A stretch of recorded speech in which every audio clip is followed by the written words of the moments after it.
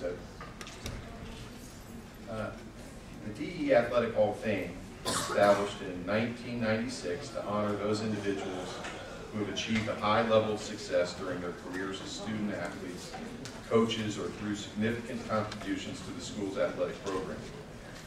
Its purpose is to perpetuate the memory of those who have brought distinction and excellence to the Dwight School, the Englewood School for Boys, and the Dwight-Englewood School. It gives me great pleasure to introduce Frank Sparrow, Englewood School for Boys, class of 1948.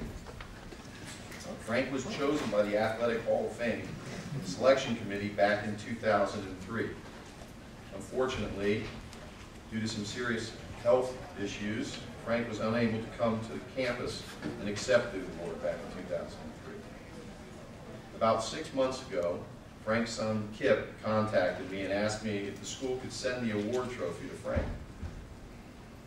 I guess it wasn't sent back in 2003.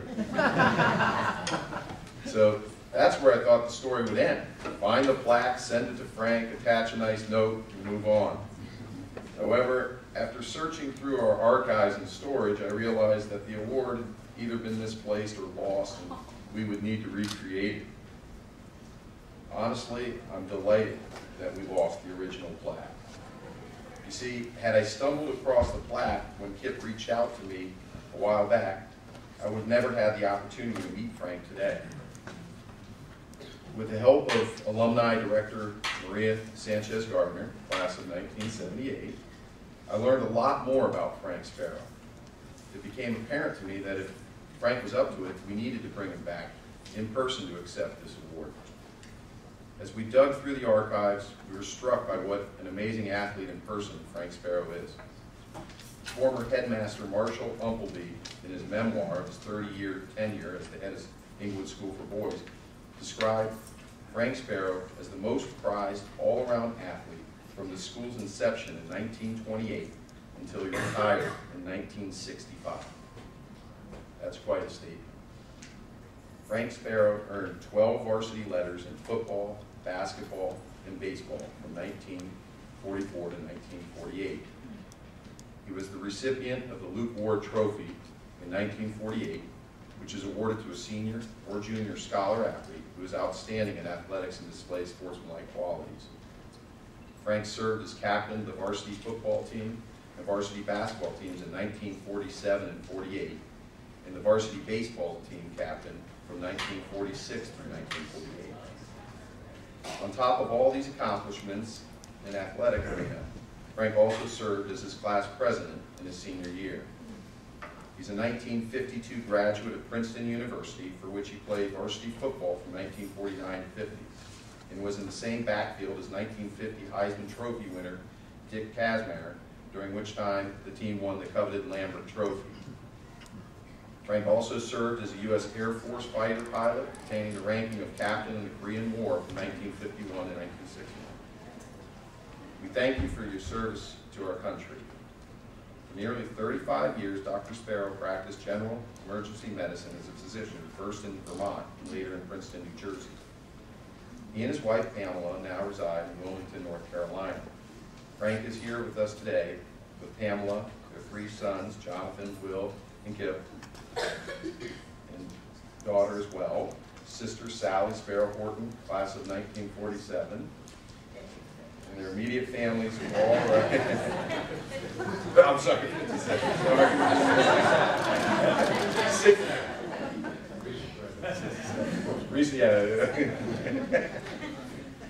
And their immediate families who all arrived in England this weekend from various places in the world to honor Frank. Thank you and congratulations, Frank Sparrow.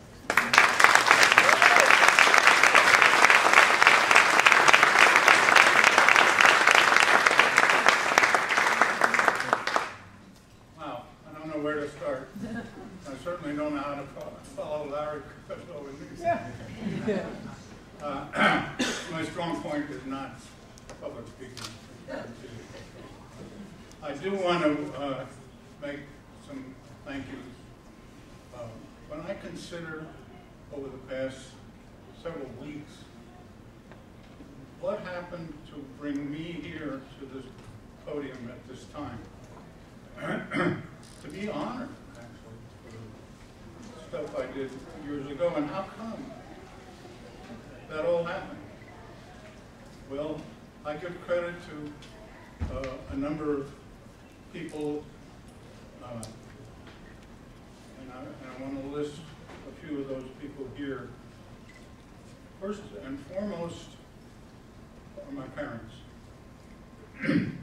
My mom and dad were sincere believers that education was the key to success in life.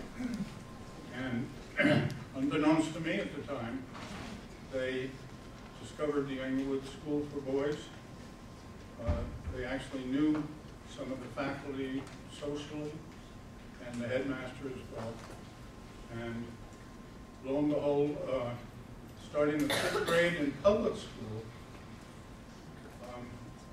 I only lasted 2 weeks before my mom came and dragged me out, drove me over to Englewood School for Boys, and put me in a class in the 5th grade. It was the year 1940. There were 6 guys in my class. Teacher-student ratio was really great.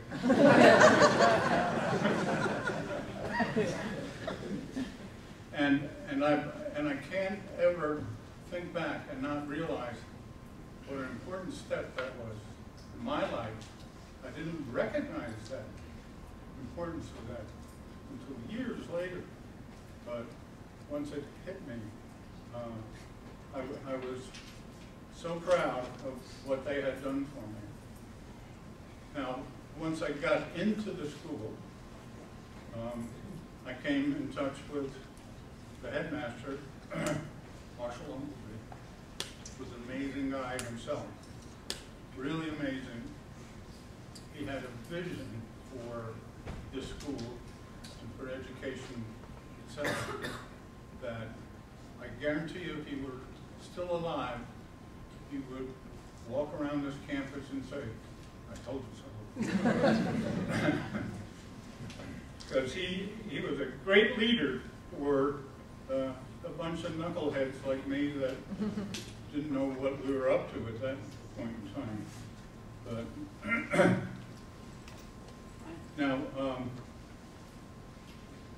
back in, and I think it still exists, there's a magazine comes out almost weekly called the Reader's Digest. Some of you older folks probably have spent time reading that. It was very popular. And they used to have an article every issue called, named the most unforgettable character I've ever met. The next person I have to thank for my being here is one of those most unforgettables. Luke Ward, excuse me. Luke was a marvelous guy.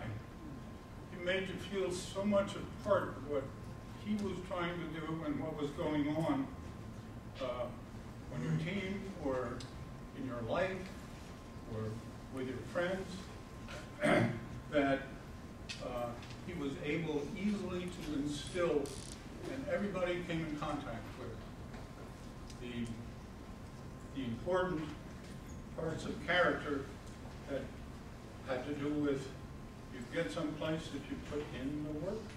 You've got to do the work.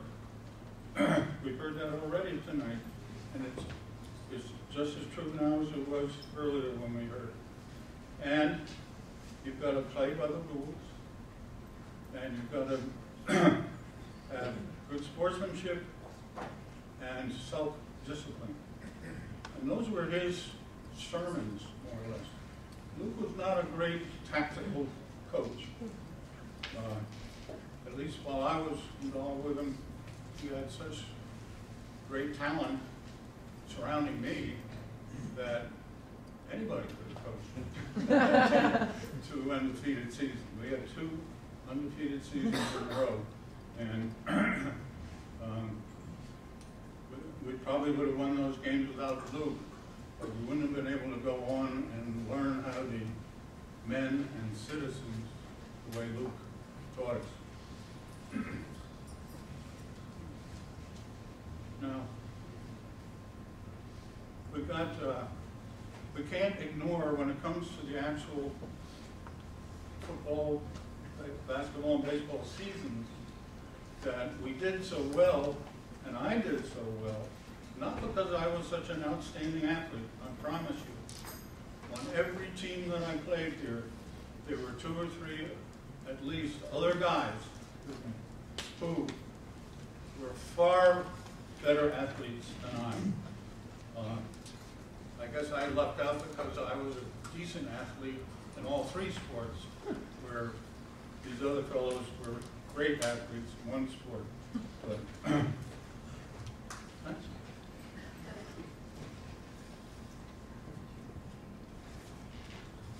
she recognizes a dry mouse when she and my teammates were the whole reason that I did well, and that we had an undefeated season, 2 undefeated seasons, and I can't diminish the effect that they had on me and my performances, and the fact that I'm standing here and not the whole team, so to speak. So I thank them as well. Now, it was 75 years ago that the Englewood School for Boys consisted of 2 buildings. One was an old residence, and the other was the barn behind that old residence. And I was the school. That and an athletic field. And when I look out over the campus that we have here now and see the beautiful buildings and expanse of the campus, I think back and I realize that Marshall Umpleby really knew what he was doing. So, as I was thinking, the transformation of Englewood School for Boys becoming Dwight-Englewood and to the present time has really been an amazing thing to watch. And I feel honored to have been a small part of that. And I want to thank you all for the opportunity to be here and to give you a few words of my experience, and I hope I'll be back at another time.